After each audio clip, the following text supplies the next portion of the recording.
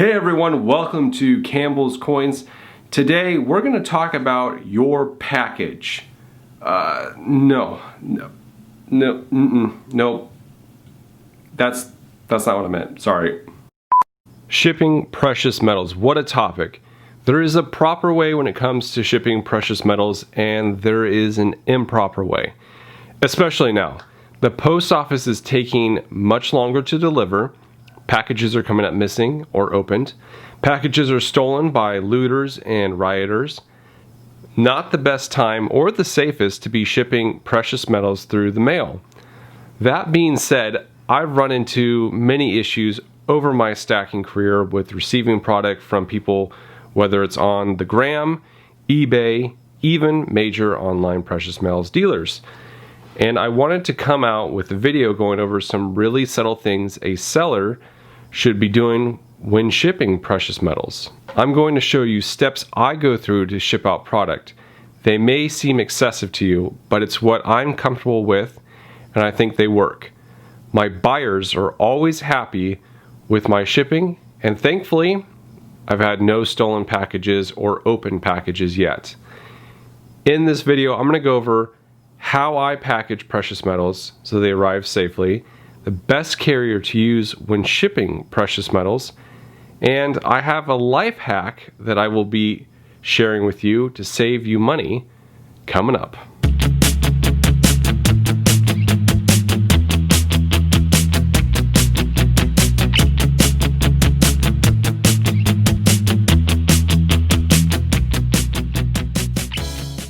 There are many ways to ship out precious metals. You have FedEx, UPS, and the post office. I'm going to start with the post office since it's probably the most popular and one that I have the most experience in. It is also the best way to ship precious metals, but I will go over why a little later in the video. When it comes to the post office, I feel that there are two distinct ways to ship out that most people pick. A bubble mailer,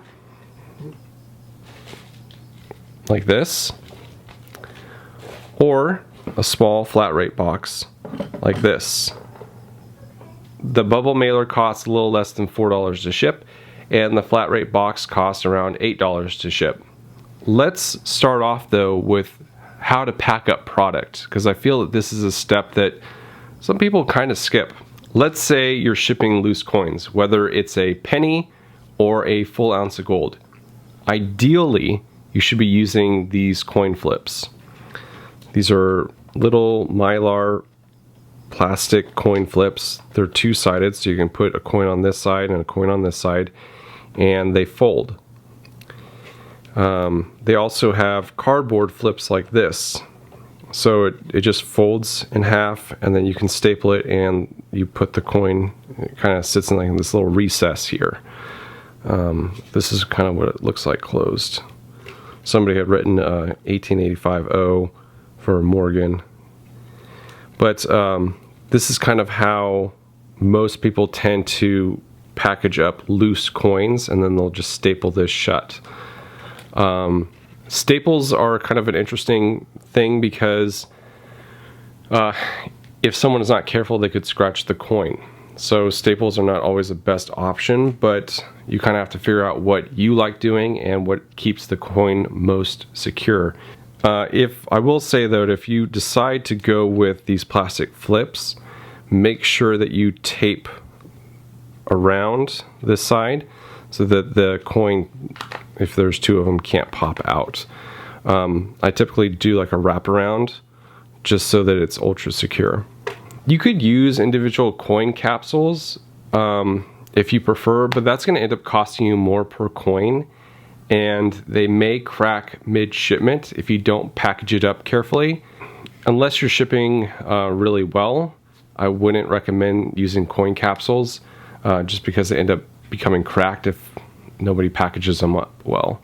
If you're shipping a lot of loose coins, it might make more sense to pack them in a coin tube.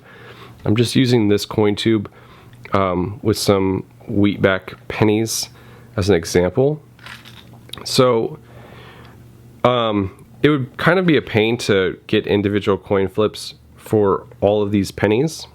you could do that, but I mean, it just would cost you more in time.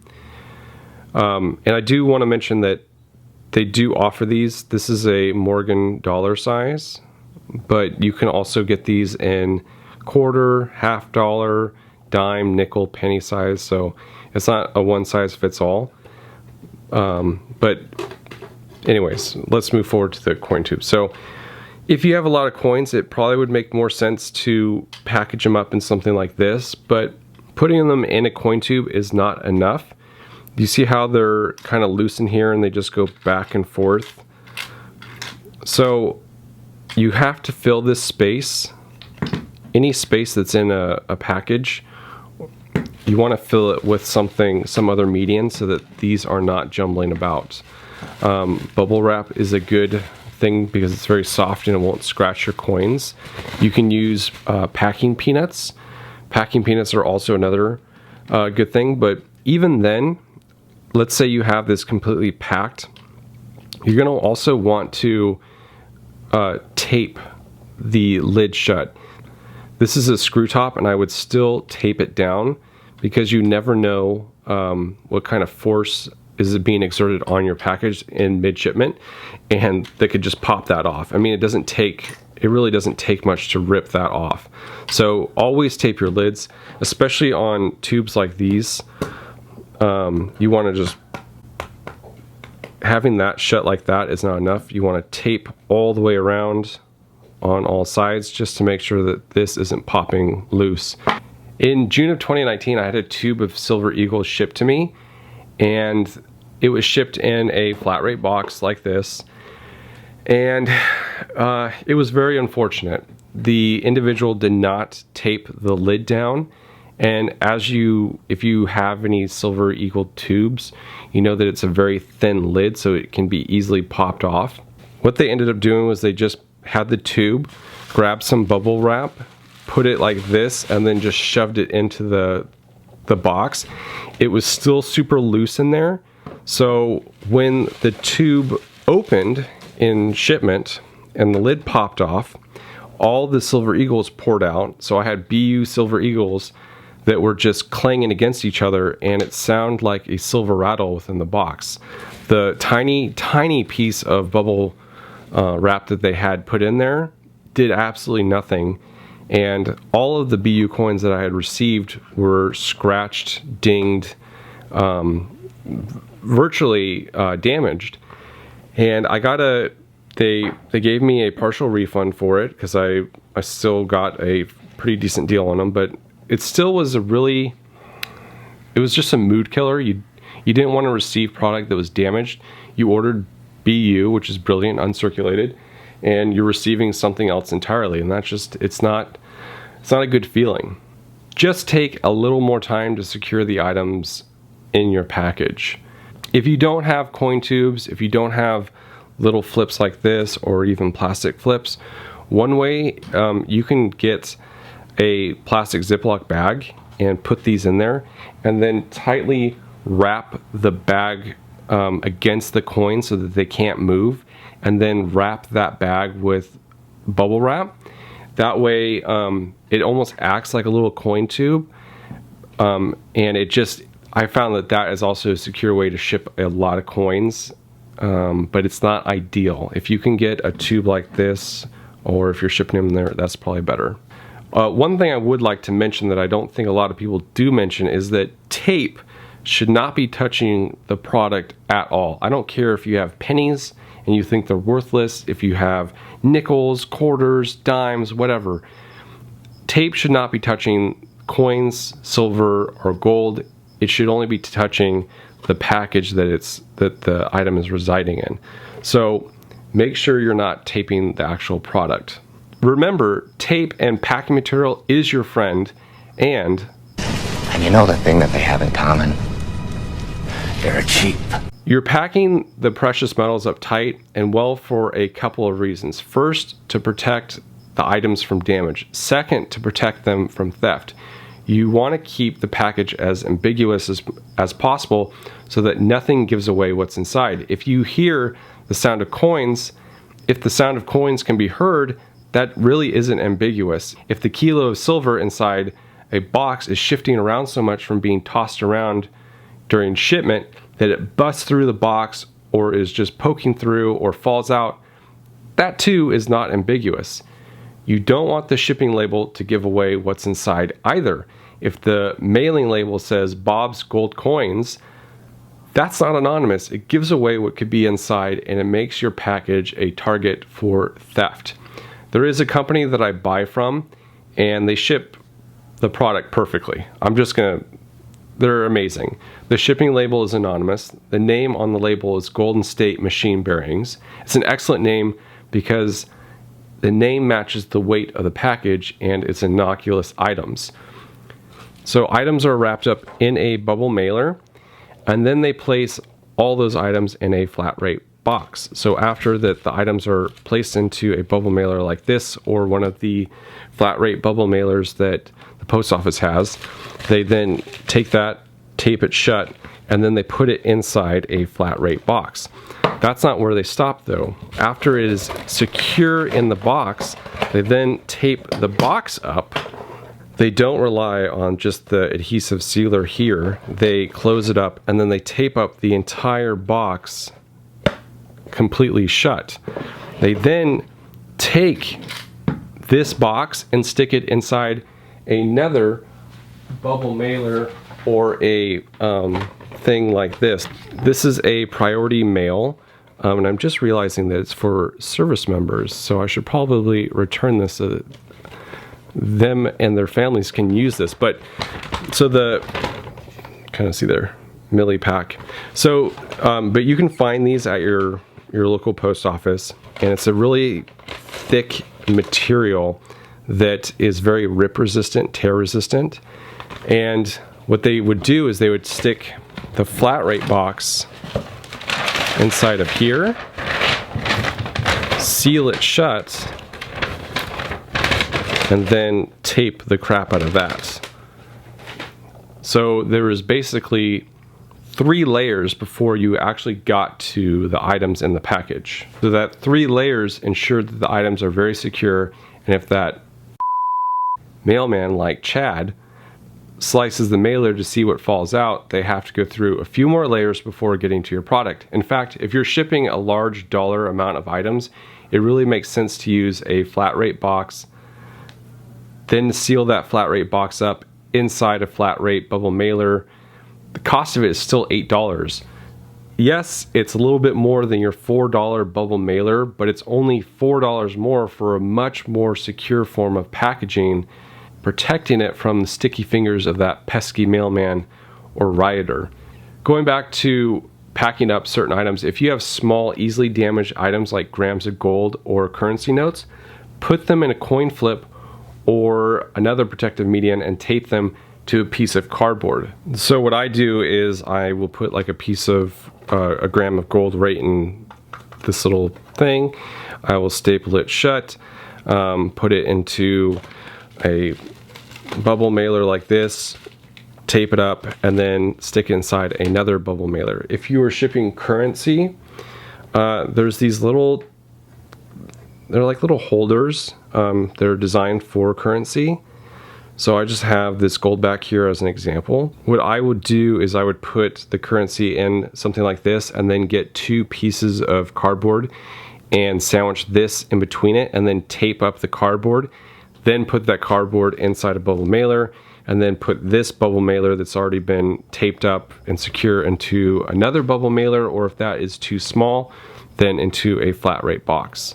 And again, if you are shipping items in a box, any space within the box should be completely filled with either paper, packing, any sort of packing material, just so that there is no void within the box. You don't want your item, even though it's securely packaged up in there, you don't want it sloshing about. You want it to be completely immobile. The items inside should not move around, and zero sound should be emitting from the box if you shake it. Every line of the box, if you're shipping flat rate envelope like this, or a small flat rate box, do you see how you only have this lid here? you're going to want to tape over all these seams within the box on either side, because somebody can easily rip this side open and get to the materials without even opening up the lid here. They can just rip this open. So if you tape over this, I mean, it's an absolute must to tape over each of the sides here, and then tape around it. And like I said, packing material is so cheap that it really doesn't make sense to not tape it up well, especially considering how much you're shipping. And if you really think about it, how much more time and money are you really spending shipping out that expensive product to somebody else compared to the headache that you could receive if the item didn't show up well or if it was damaged in shipment?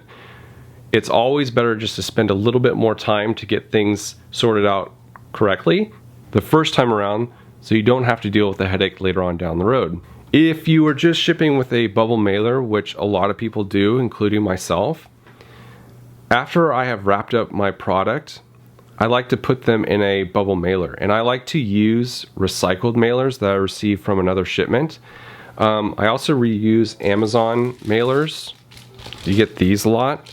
I'm sure everyone buys off Amazon. I keep these and I use these to wrap up product, and then I stick it inside my nice looking bubble mailer that's new. So I buy packs of these, and this is my outside mailer, but the items that I'm shipping will go in this first. So let's say that I was shipping these things here, and let's say I filled the void and the coin tube is just fine. So what I would do is I would put them in this mailer like this, make sure that they're flush, and then just wrap it like this, and then I would tape all around this. So you have like this oblong shape, and if you put packing material in the tube, you wouldn't be able to hear that. So it'd be nice and secure, and then I would go ahead and place them inside this bubble mailer. So the reason I do that is because if this one gets accidentally slashed open, because it doesn't take much to cut a little bit of plastic on these, that would fall out and it would take them more time to unwrap that.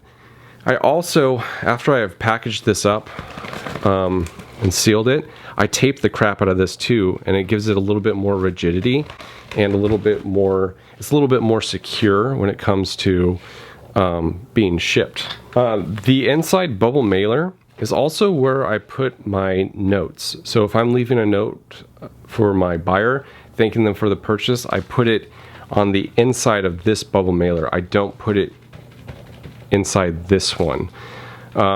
That's because if somebody were to slash the outer bubble mailer open and this note falls out, and I put on there, hey, congrats, thanks for buying my silver, that kind of gives them like a, oh, I should keep on digging. So that brings me to another point, and I apologize for all these different offshoots, but when you're writing a note, if you decide to do that, try to keep it as ambiguous as possible of what they're receiving. I usually put like, thank you so much for your support. Something like that doesn't give away what could be inside the package in case they decide they like keep ripping through and get all the way through it. The same is true if I'm shipping with a flat rate box. I wrap up every item in a bubble mailer, typically like a recycled one like Amazon. After I'm done taping that up, I then place it in the box. After it's placed in the small flat rate box, I then tape the box up completely, and then I will put that box inside another bubble mailer like I had shown earlier, or material like this flat rate. I guess this is like a flat rate envelope type thing, but it's meant for, it's part of the priority mail packaging. It's not the express mail. And the reason why I do 3 layers is, like I've mentioned before, thieves want a quick score. When you make it a hassle, they're less likely to keep trying. All right, so now that we have our package completely taped up, we can get to our label made. Here's the life hack for cheaper postage. If you have a PayPal account, you can go to paypal.com/ship now. You can print out labels for a bubble mailer all the way to large flat rate boxes and more on this site. What is interesting is it is cheaper printing your label from PayPal than it is getting the same label from the post office. At least that is the case with bubble mailers. Flat rate boxes are the same price on PayPal as they are at the post office. As soon as I learned about this, I fell in love. No more standing in line at the post office, no more having to go during business hours. This method is especially helpful if you have an allergy to stupid people and you would like to minimize your time in public. It's also great for people who wish to minimize their contact with others because of COVID concerns. Going back to what I mentioned earlier, if your business or their ship to address has coins, silver, gold, or precious metals in the name, keep it off the freaking label. Using these words puts a target on your package and increases the likelihood for theft. Use acronyms, get creative, but don't put things like gold, silver, coins, collectibles, etc. I mean, you get the point. On this website, it's going to give you the option of purchasing insurance for the package. I want to make sure people understand this. Unless you're shipping via registered mail, precious metals are not covered in the insurance that you buy. If you're buying insurance for precious metals through the post office and you're not shipping via registered mail, you are wasting your money. You could lie and say that something else was stolen, but that leaves you open to other possible problems, and I don't advocate for that. Registered mail is perhaps the best and most efficient way to ship precious metals. You can get insured for up to $25,000 per parcel. This method of shipping is so effective and safe because registered mail uses a chain of custody process, providing end-to-end security in locked containers. From the moment it gets checked in at the post office to the moment it gets delivered, it has a huge system set up. Unfortunately, when shipping something via registered mail, it requires a trip to the post office. You can't do it over your computer using PayPal. With FedEx or UPS, they do not offer insurance for precious metals, and unless you are a precious metals dealer with a third-party insurance policy, you'll want to stick with USPS registered mail when mailing your gold and silver bullion. If you decide to not ship via registered mail, as many people do, I do recommend purchasing signature required on large dollar amount shipments. It's just an extra CYA for yourself. One of the things I also wanted to bring up when it comes to a shipping to creating a label is if you do a lot of shipping, I highly recommend getting one of these Rollo printers. This is a label printer. It uses, hang on a second. I tore this off for a reason. So it uses these little labels that feed through, and it prints it out in a second. The label on here, and then it's just a peel and stick. I end up taping over the label just to make sure it's secure, and then if it's during a rainy season, I definitely tape over the label so that the water doesn't damage the ink and run off and makes everything illegible. But this thing, I want to say it's like $200, and then the pack of these is fairly cheap. But that may be expensive for you, but if you were to consider all the ink you go through for using a regular printer, it makes a whole lot more sense to get one of these thermal printers like Rollo. And it was a problem setting up for PayPal, but I actually figured it out, and I might do a video just on this and getting this set up with PayPal. All you have to do is go to your PayPal settings and select the 4x6 size, and then it'll work perfectly. Before, I just had issues galore with it, but this Rollo is a great printer for making shipping labels, and I highly recommend if you do a lot of shipping. Okay, now that everything is wrapped up well, the label is printed and attached to the package, take pictures of your packages. These pictures are for your reference and for the buyer's reference too. They can see how well the package is done, and they will have a tracking number from these photos. This way, there isn't really any confusion if the product is stolen or something happens. They have the tracking number. They can see that you either packaged it up really well or you didn't do it well. When I get to the post office, I actually film myself dropping off all these packages inside the drop-off bin. I do that. It's an insurance for myself, so I have proof that the packages were actually dropped off in case, again, there's another issue, someone doesn't believe me that I took them there. The picture of the package that I took, I will send off to the buyer, and I thank them for the purchase. When you go to the post office, one of the things I do recommend, it's not something I do, but I recommend it for a lot of people, is that you get your items scanned. So that means you have to wait in line, you show up and you're like, I'd like to drop these off, and what they do is they scan them into their system. You can drop off your packages in those drop-off boxes, but they are not 100% secure. The one that I use is inside a building that is fairly secure, has cameras set up, but I have seen these getting broken into. So if the one that you use is outside, I wouldn't really trust it, especially nowadays.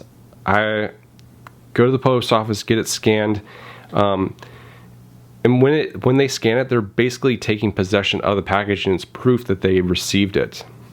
One of the moments that people don't want to have is that oh shit moment. Like, let's say you did everything you could and the package was stolen, lost, or damaged. What do you do? I don't really have a great answer here because it really depends on the situation and where possible fault lies. If the fault lies with you, the seller, I do not think it's unreasonable for the buyer to ask for a full refund. If the package was lost or stolen and you followed like all the steps that I brought up, you and the seller can file a joint claim to try to get some money back out of that. But like I said before, the insurance that you are buying on, like, let's say a normal package, like let's say you're shipping t-shirts and you bought $50 worth of insurance on that. That is covered, but when you're shipping precious metals, it's not covered unless you're using registered mail. Registered mail looks entirely different from a flat rate box, label, and stuff like that. It's a whole different type of check-in process. On the box, on the outside of the box, it actually labels what's inside the box. So if you are shipping silver, it's going to say silver on the outside of the box. But again, that chain of custody where it's going from container to container and it's being locked up is infinitely more secure than, you know, shipping here, and it's also covered up to $25,000. The way that I package precious metals can really be applied to almost anything that you ship, not just precious metals. Feel free to share this with any packing challenge friend or colleague. What do you think of my tips and thoughts? Let me know in the comments below. Thank you all so much for watching. This is Campbell's Coins, and that is my 2 cents.